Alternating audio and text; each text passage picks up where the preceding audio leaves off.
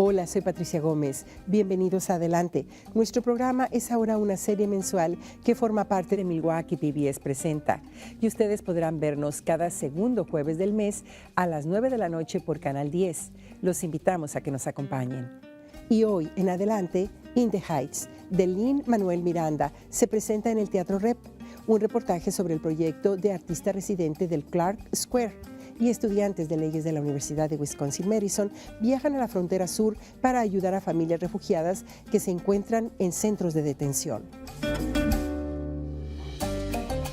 In the Heights es una obra de teatro basada en el libro de Chiara Alegría, con música y letras de Lin-Manuel Miranda. La obra captura 3 días en la vida de varios personajes que viven en el barrio latino de Manhattan.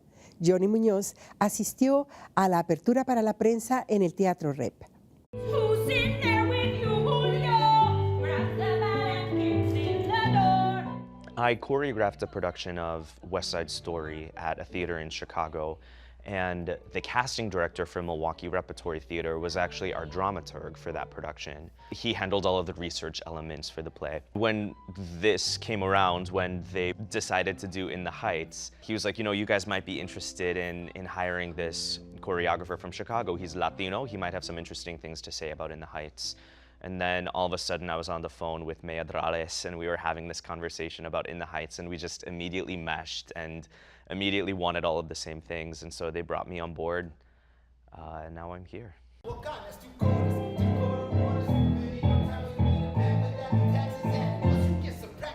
I found acting early in school. You know, we used to do the school plays and stuff like that, and always got into first plays and then musicals. And this piece specifically was really the first piece that I saw on Broadway and heard music at an earlier age in my teens or my early 20s.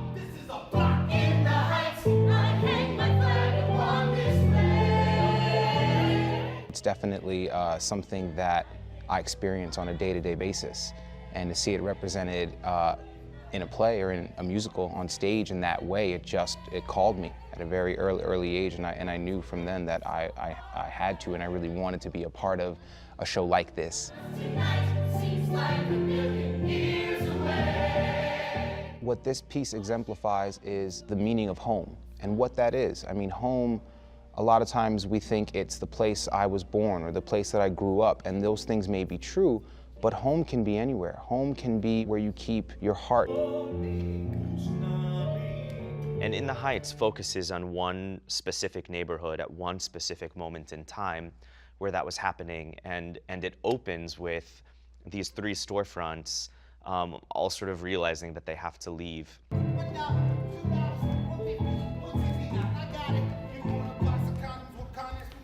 The whole play is about a neighborhood and sort of what happens to this neighborhood, and it's a very specific part of a longer history of gentrification.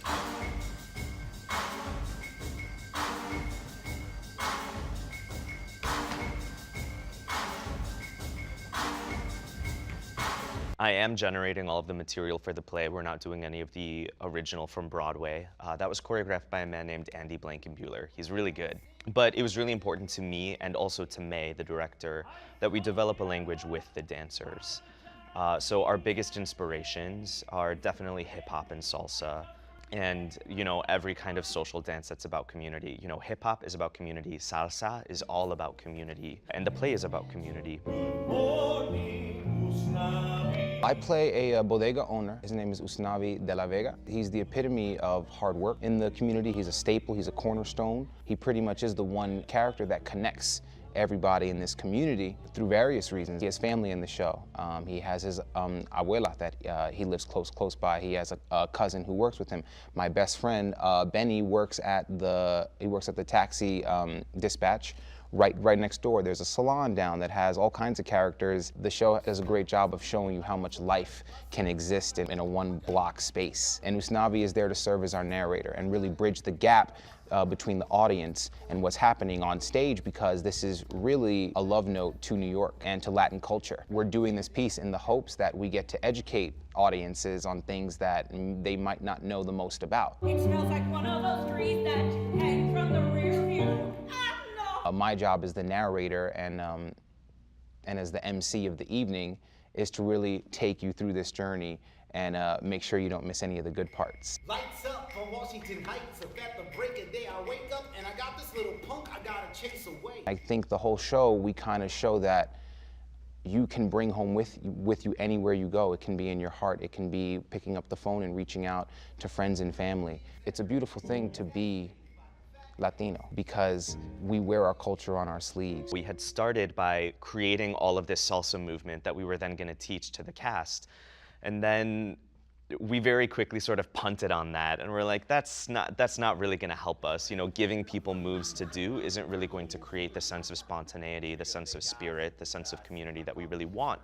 So instead, we had a big salsa lesson, and we learned onto the way that they salsa in New York. And so then we taught the entire cast. And then we created a structure of the piece, and then we're kind of like, okay, have at it. You can just dance and just be yourself and spin your partner around and pick the one that you want to do, just not being planned, feeling like we're actually in a club, feeling like we're actually on the street. So that is the goal. I mean, the music in a piece like this, you know, it's like asking, like, what does music mean to Latin culture? You know, the answer is everything, you know. We can communicate through music, we can communicate through dance. And I think that's incredible, and this piece is no different. We have incredible dancers who are learning intense, intricate steps at lightning speed and just communicating and speaking through them. As far as me, I communicate mostly with the audience, mostly through rap and hip hop.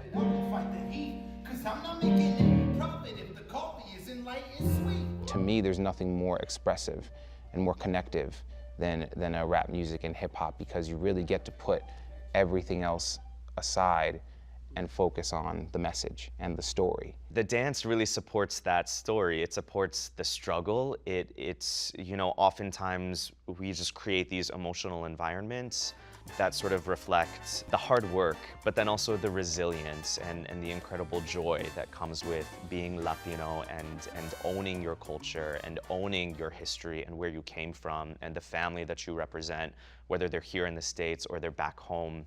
In the Heights is an ensemble piece where we're just really one community, and you know, different people just have different perspectives on it, different outlooks, and different kind of storylines within the bigger story. In the Heights, I flick the lights and start my day.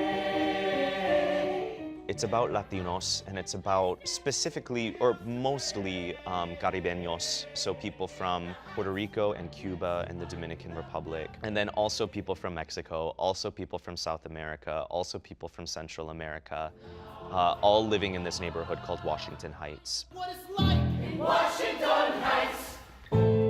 This is a play for everyone. Like I said, it's similar to a fiddler. It's really at its core, it's a story about home and the people that make up home, whether it's family or the people that are our chosen family. You know, the people that we meet along the way on our journeys and we take along with us. That's what Washington Heights is.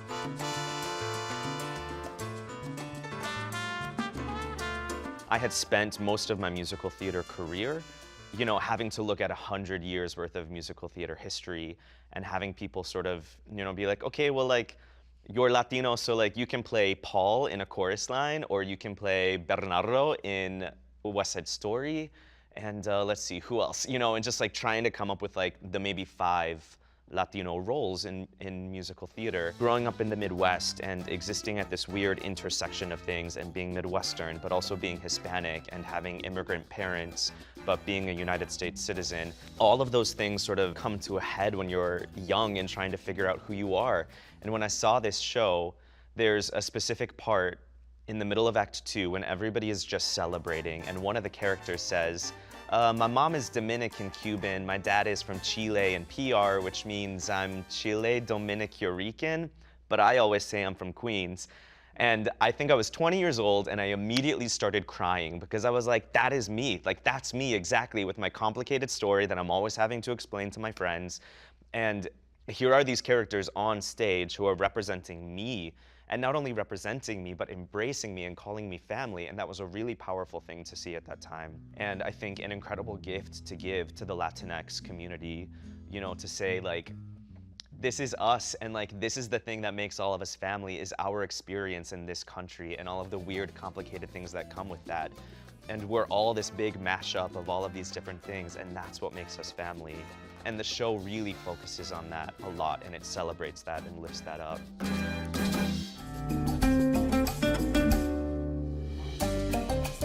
El proyecto Artista Residente de Clarke Square fue creado por el Distrito de Negocios de César Chávez bajo la iniciativa FARM. El objetivo de este es promover la economía y la cultura del vecindario. Esta es una producción de Johnny Muñoz.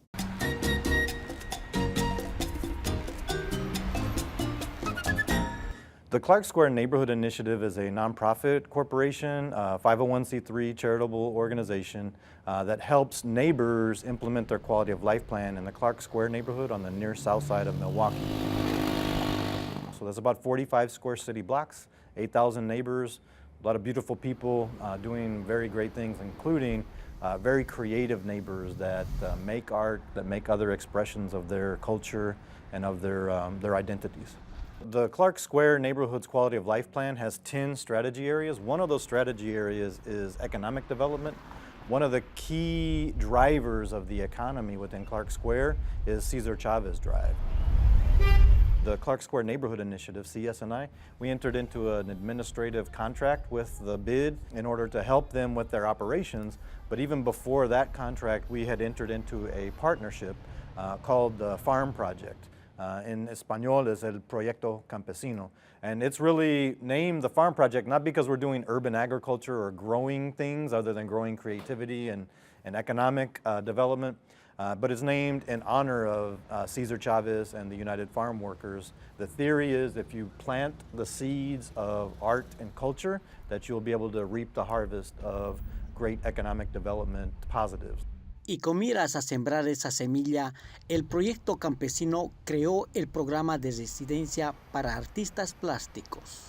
The Artist in Residence program started last year with a very generous contribution from the Mary L. Knoll Fund. We were able to put out a request for qualifications to Milwaukee area artists. We had great responses, and we were able to contract with an artist, a Milwaukee artist, Eric Ledesma. He grew up on South 21st Street.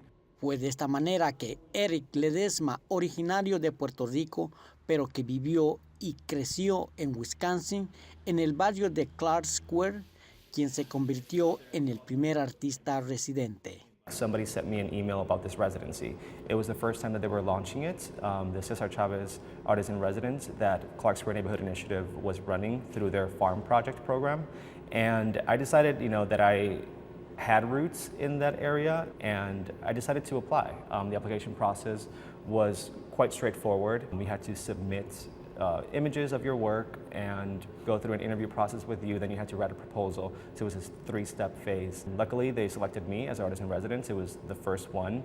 Eric, una vez que inició con su residencia, se dedicó a trabajar en sus diferentes proyectos. What I did was I wanted to make this space a gallery space to highlight different artists from the neighborhood and friends of mine that are Latinx. The other one was the food performance that I brought my mom. That was another project.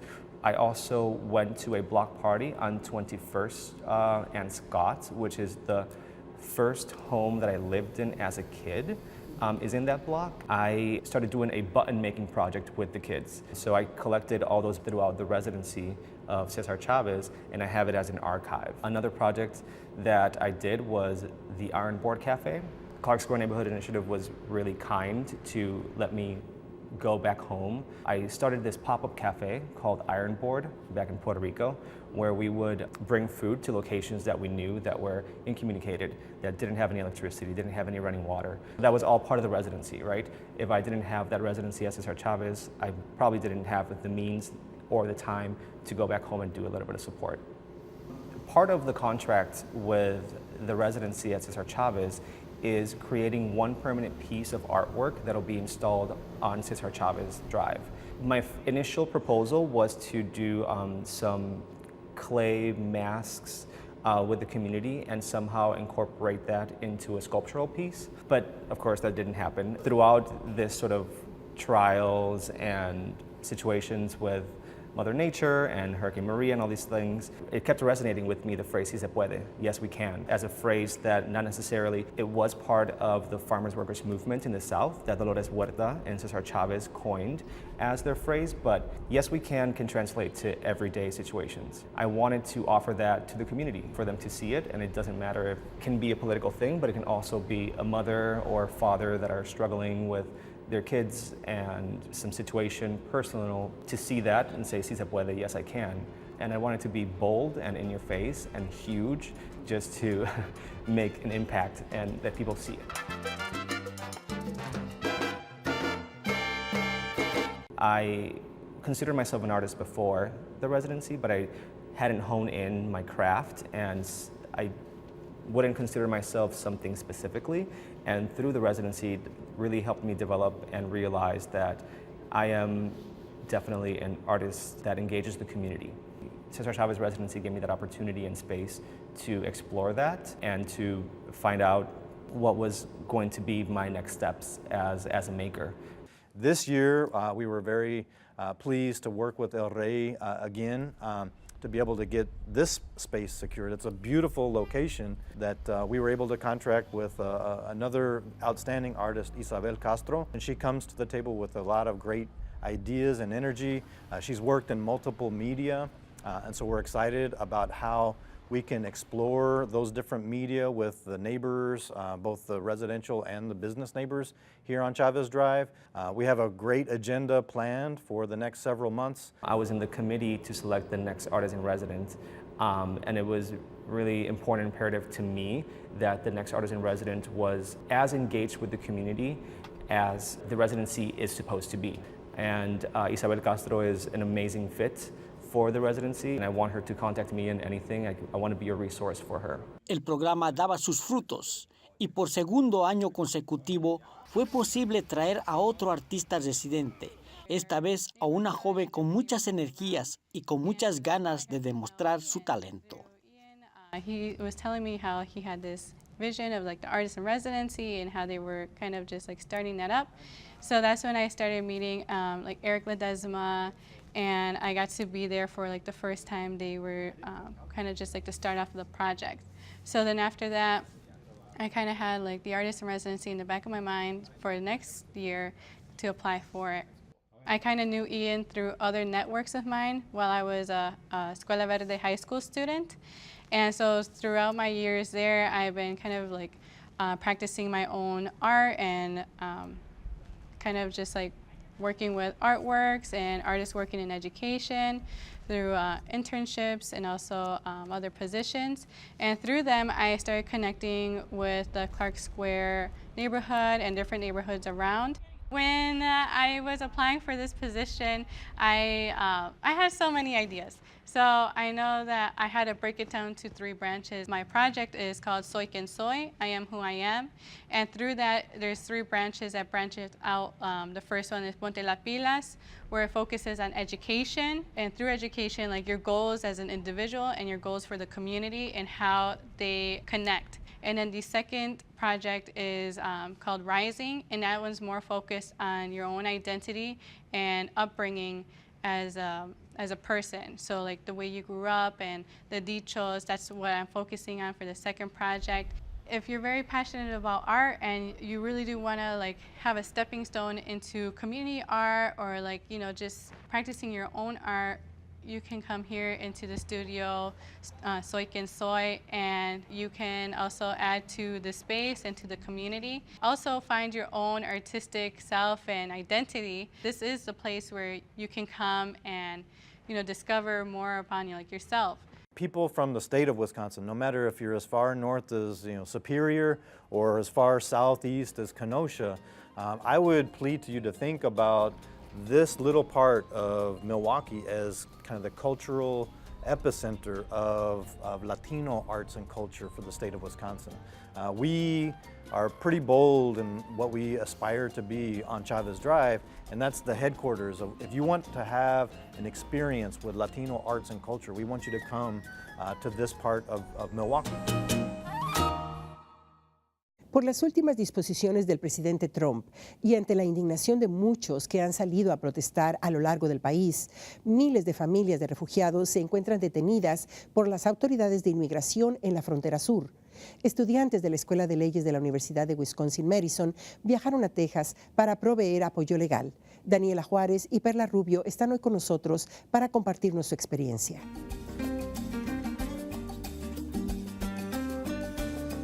Perla, Daniela, gracias por estar con nosotros. Muchísimas gracias por la invitación. Gracias por tenernos. Perla, ¿podrías platicarnos cómo se originó este viaje que este grupo de estudiantes de leyes, que son ustedes y su maestra, realizaron para visitar a los refugiados, a las familias refugiadas, a las mujeres que tienen a sus familias en un centro de detención en la frontera sur, en Texas? Claro que sí. La idea se originó en el 2014. Un grupo de estudiantes, al igual que una profesora de la universidad, tuvieron la idea de querer ayudar, ¿verdad?, a la comunidad inmigrante, porque desafortunadamente ellos no son representados por el gobierno y no tienen esta ayuda. El año pasado, también un grupo más pequeño decidió tomar la iniciativa de volver a viajar a la frontera de Texas. Y este año decidimos como grupo y como organización de la Escuela de Leyes que queríamos seguir participando y seguir brindando esta ayuda a los inmigrantes.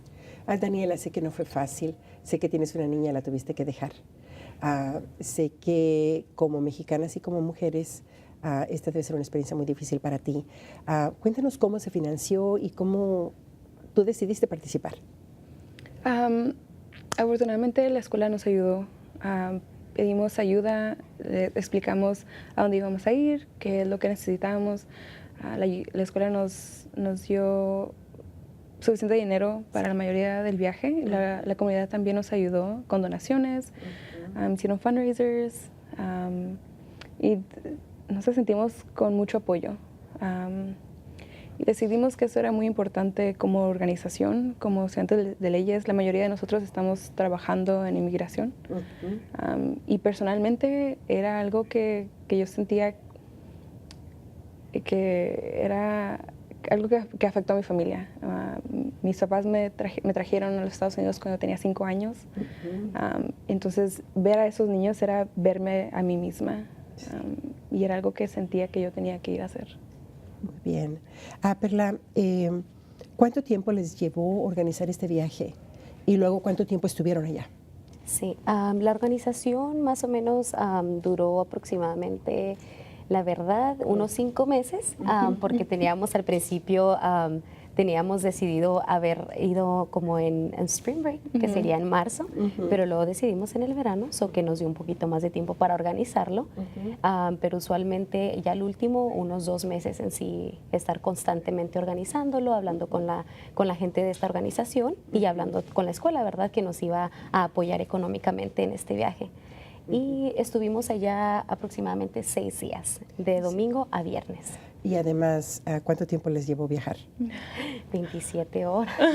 Sí, ida y vuelta. Ajá, 27 de ida y 27 de regreso. De regreso. Sí. Muy bien. ¿Cómo organizaron el tipo de servicio que iban a dar, Perla? ¿Qué clase de ayuda legal pudieron ustedes ofrecer?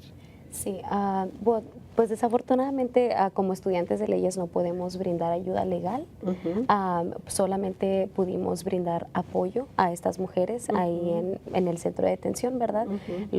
Nuestro trabajo era escuchar las historias de estas mujeres. Fueron historias realmente devastadoras o horrorosas, todas eran violencia. Entonces nos sentábamos con ellas y dejábamos que ellas nos contaran su historia. Y la razón que lo hacíamos era para que ellas pudieran practicar, ¿verdad? Sabemos que cuando una persona, ¿verdad?, sufre abuso a este extremo, ¿verdad?, o es abusada ya sea sexualmente, psicológicamente, físicamente, es difícil poder contar la historia de una manera lógica, de una manera de que esto pasó, luego esto pasó. Y eso es lo que desafortunadamente se requiere, ¿verdad? Entonces nos sentábamos con ellas para que ellas tuvieran la oportunidad de decirnos su historia y poderlas ayudar, de decirle, ok, ¿y qué pasó después de esto? En ningún momento nosotras les dijimos qué decir para que calificaran, por ejemplo, ¿verdad? Legalmente, en ningún momento. Siempre les decíamos que fueran honestos con nosotros, ¿verdad? Y pues sí, en cualquier apoyo emocional, ¿verdad? Y tratar de pues ayudarlas para que pudieran decir su historia, que eso es lo importante. Pues las felicito por el valor y por la pasión de haber participado en un proyecto como este. Es un privilegio para mí tenerlas en el programa y les deseo lo mejor en sus carreras y espero tenerlas muy pronto con más información, con nuevos proyectos de ayuda a una comunidad que lo necesita tanto como en la que ustedes tuvieron la oportunidad de visitar. Muchísimas gracias. Muchas gracias.